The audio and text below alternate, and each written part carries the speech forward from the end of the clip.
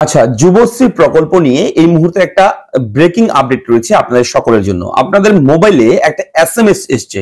আপনারা অনেকেই আমাকে কমেন্ট করছেন, দাদা আমার মোবাইলে 24 তারিখের একটা এসএমএস এসছে, মেসেজ এসছে। সেই মেসেজে উল্লেখ রয়েছে যে 1500 টাকা আমার অ্যাকাউন্টে ক্রেডিট হয়েছে এবং সেই তারিখটা হচ্ছে 24 জানুয়ারি 2025।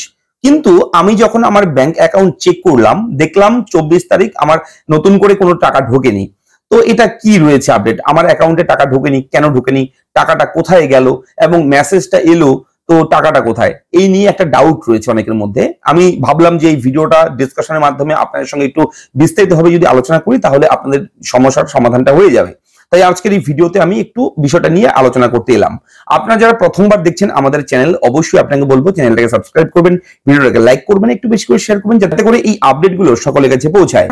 তো আপনারা সবাই জানেন পশ্চিমবঙ্গ রাজ্য সরকারের একটা প্রকল্প যুব উৎসাহ ভাতা, যুবশ্রী প্রকল্প, যেটাই বলুন না কেন আমরা সাধারণভাবে বলে থাকি বেকার ভাতা। কেননা বেকার ছেলে মেয়েদের জন্যই এই প্রকল্প। বেকার ছেলে মেয়ে হলেই এই প্রকল্পের সুবিধা পায়। কি সুবিধা পায়?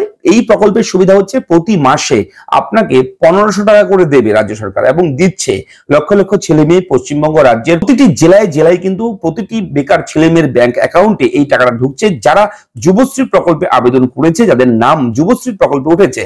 এবং এই টাকাটা দিচ্ছে কেন? এই টাকাটা দিচ্ছে এর জন্যই যাতে করে আপনারা অন্য কোনো ট্রেনিং কোর্স করতে পারেন, এডুকেশন পারপাস যাতে করে এই টাকাটা খরচ করতে পারেন, তার জন্যই কিন্তু এই টাকাটা দিচ্ছে পশ্চিমবঙ্গ রাজ্য সরকার। এবং গত 24 তারিখ আমি অন স্ক্রিনে কিন্তু দেখাচ্ছি মেসেজটা, দেখুন এই স্ক্রিনের যে মেসেজটা দেখতে পাচ্ছেন এখানে স্পষ্ট করে লেখা রয়েছে। কি লেখা রয়েছে?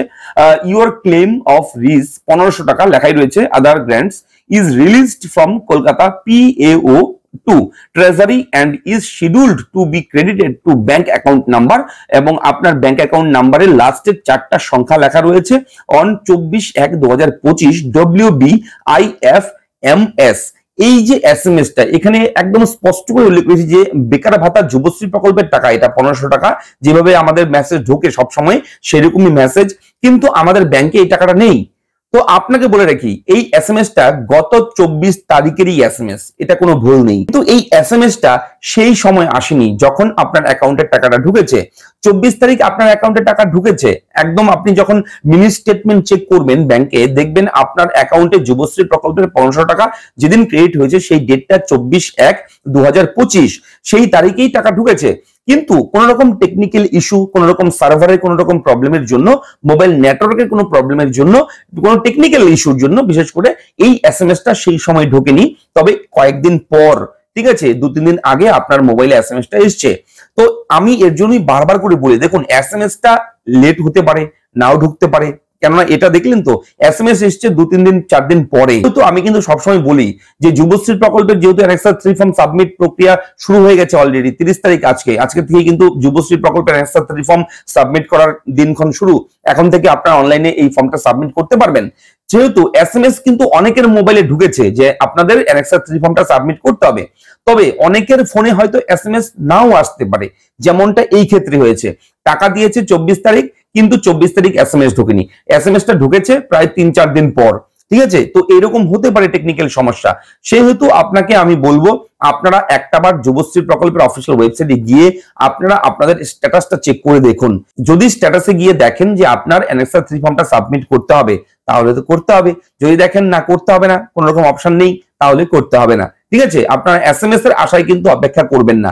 এসএমএস এর অপেক্ষা করলে কিন্তু হয়তো এরকম হতে পারে লেট, হয়তো আপনার মোবাইলে এসএমএস ঢোকেনি। আপনার মোবাইলে এসএমএস না ঢুকলে হয়তো আপনি ভাববেন যে আমার হয়তো অ্যানেক্সার 3 ফর্মটা সাবমিট করতে হবে না, সেই ভেবে আপনি করবেন না, তারপর যুবশ্রী প্রকল্পটা আপনার বন্ধ হয়ে যাবে।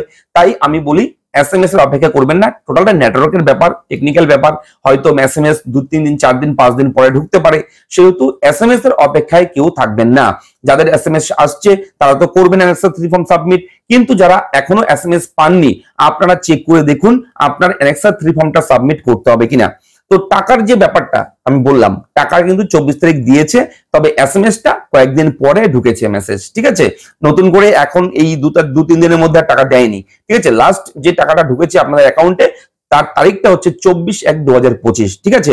আশা করি ভিডিওর আপডেটটা ভালো লেগেছে, আশা করি এই ডাউটগুলো আপনাদের ক্লিয়ার হয়েছে। যদি ভিডিও ভালো লাগে লাইক করবেন, চ্যানেলটাকে সাবস্ক্রাইব করবেন। আর হ্যাঁ, অ্যানেক্সার 3 ফর্ম কিভাবে সাবমিট করতে হবে জানতে চাইলে কমেন্ট করবেন, আমি কিন্তু ভিডিও করে দেবো।